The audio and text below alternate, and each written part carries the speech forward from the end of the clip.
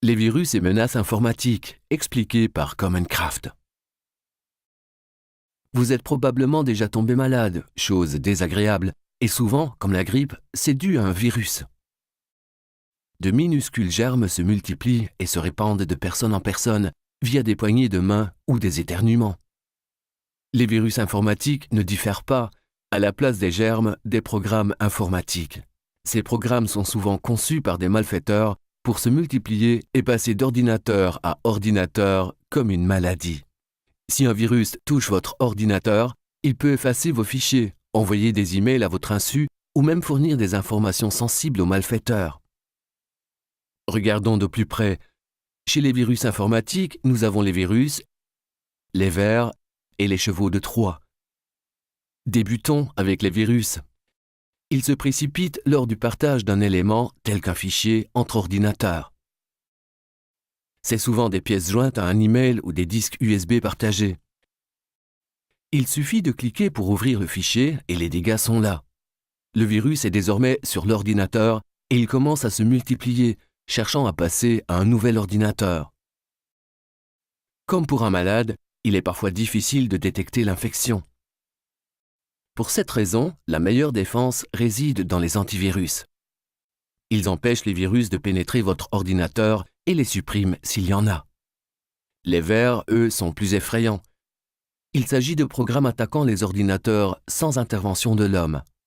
Les malfaiteurs créent des vers qui se répandent entre ordinateurs lorsqu'ils sont en réseau. Ils passent automatiquement d'un ordinateur à l'autre, que ce soit dans une petite entité ou sur un réseau global comme Internet. Souvent, les vers trouvent une porte dérobée, un moyen de persuader les logiciels de les laisser entrer. Une fois dedans, ils cherchent la même porte dérobée chez les ordinateurs pairs, ravageant tout sur leur passage. La meilleure défense consiste à garder vos logiciels à jour chez vous et au travail.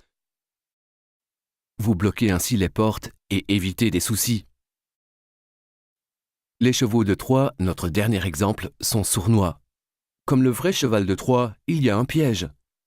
Si vous tombez dedans, vous finissez par télécharger un virus via Internet sous forme d'un jeu ou d'un logiciel utile, mais ayant un programme déclencheur de problèmes. Par exemple, ces programmes ouvrent de nouvelles portes dérobées, laissant aux malfaiteurs l'accès à votre ordinateur et informations sur la toile. Chose dangereuse.